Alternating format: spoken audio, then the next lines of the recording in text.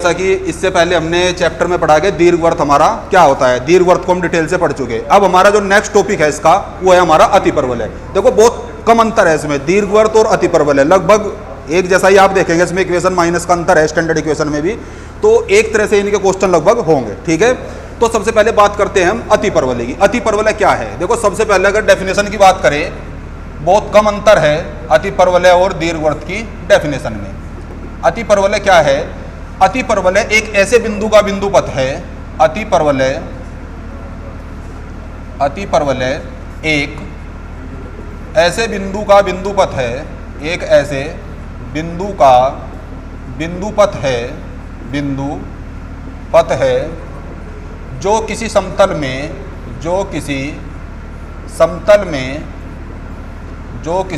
में इस प्रकार गति करता है कि इस प्रकार गति करता है कि उस बिंदु की उसी समतल में स्थित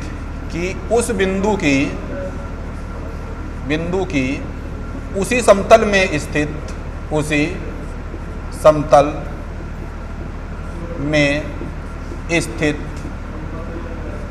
में स्थित एक स्थिर बिंदु तथा एक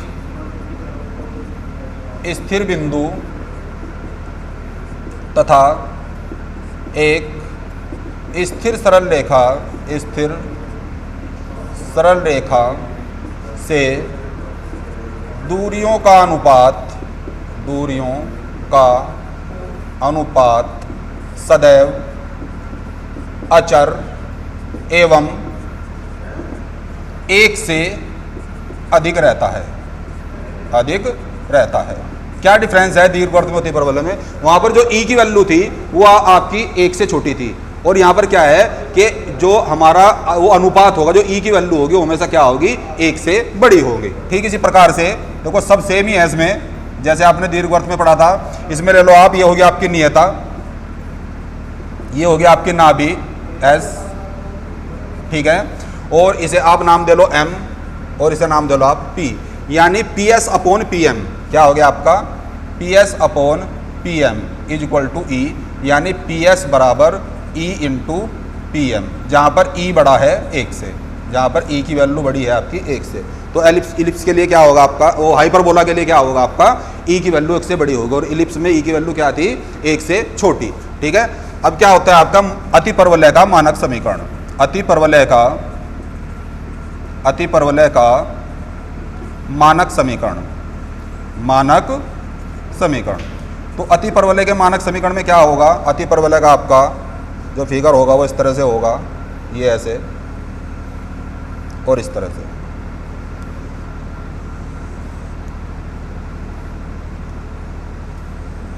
ये आपका अतिपरवलय हुआ। जिस प्रकार ये एक्स अक्ष के सापेक्ष सममित है उसी प्रकार वाई अक्ष के सापेक्ष भी होता है ये। ठीक है, इसके बाद इसकी ये दो हो जाएगी यहाँ पर नियता, ये आपकी नियता होगी, और यहाँ क्या होगी, इसकी ये नाभि होगी एस, और इसकी नाभि कहाँ होगी, यहाँ पर एस डैश। ये आपका एक्स अक्ष हो गया और ये आपका वाई अक्ष हो गया। ठीक है, नाभि कितनी हो जाएगी इसकी, ए ई व 0, और ये हो जाएगी माइनस का ए ई व 0। तो ये आपका अतिपरवलय हुआ। ठीक है, अब अतिपरवलय के अगर समीकरण की बात करें तो इसका मानक समीकरण क्या होता है आपका, x square upon a square minus y square upon b square is equal to 1। ये आपका परवलय का मानक समीकरण, जहाँ पर बी स्क्वायर इज इक्वल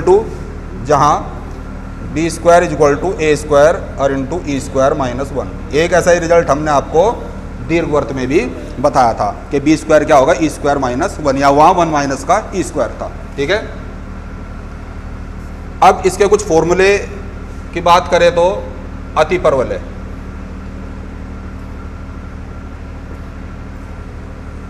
क्या होता है कि आपका एक्स अक्ष के सापेक्ष सममित होगा और एक वाई अक्ष के सापेक्ष। वाई अक्ष के सापेक्ष कुछ इस तरह से हो जाएगा, इस तरह से।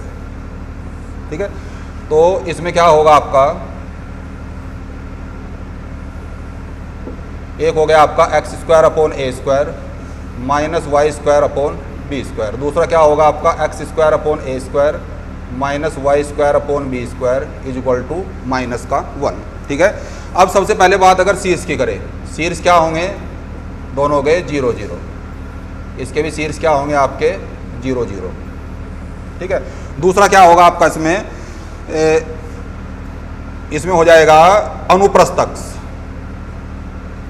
अनुप्रस्थ अक्ष, अनुप्रस्थ अक्ष में आपका क्या होगा इसका 2a व 2b।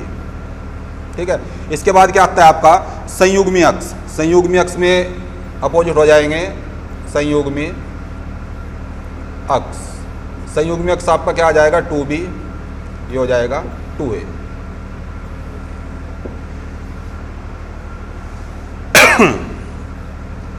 शीर्ष में आपका 0 0 नहीं लिखोगे, शीर्ष इसके 0 0 नहीं होंगे। शीर्ष क्या होंगे इसमें, शीर्ष हो जाएंगे इसके प्लस माइनस a व 0, प्लस माइनस a व 0, और इसमें हो जाएंगे 0 व प्लस माइनस b। शीर्ष में आप ये लिखोगे। इसके बाद संयुग्मी अक्ष के बाद नाभिलंब। नाभिलंब आपका कितना हो जाएगा इसमें, नाभिलंब, नाभिलंब हो जाएगा इसमें 2b² upon a, 2b² upon a और 2a² अपॉन b। नाभिलंब के बाद उत्केंद्रता यानी E। उत्केंद्रता के लिए क्या फॉर्मूला यूज करेंगे आप, उत्केंद्रता इज इक्वल टू रूट में 1 प्लस b² अपॉन a², और इसके लिए क्या हो जाएगा इज इक्वल टू रूट में 1 प्लस a² अपॉन b²। ये आपका उत्केंद्रता हो गया। नाभि, नाभि कितनी हो जाएगी, नाभि प्लस माइनस AE व 0, और ये हो जाएगा 0 व प्लस माइनस BE। ये हो जाएंगे इसकी नाभि के निर्देशांक। नियता,